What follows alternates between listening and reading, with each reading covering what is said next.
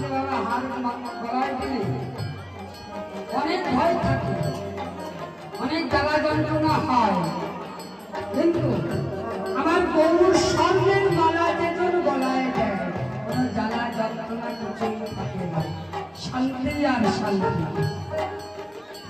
আমার গৌর সোনাকে যে ভালোবাসে, গৌর স্বর্ণের মালা করে যেজন গলায় দেয় কোনো জ্বালা থাকে না, কিছুই থাকে না, সকল কিছু দূরে চলে যায়, শুধু শান্তি পাওয়া যায়, আর কিছু নয়।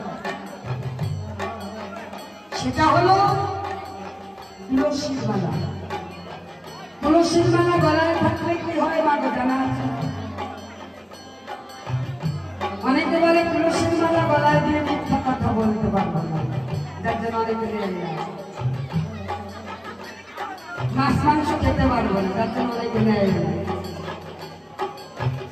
কিন্তু দেখো বাবা, তুলসীর মালা গলায় থাকলে, কণ্ঠে থাকলে, যার কণ্ঠে আছে তার মাথায় কোনোদিন বাস পড়বে না।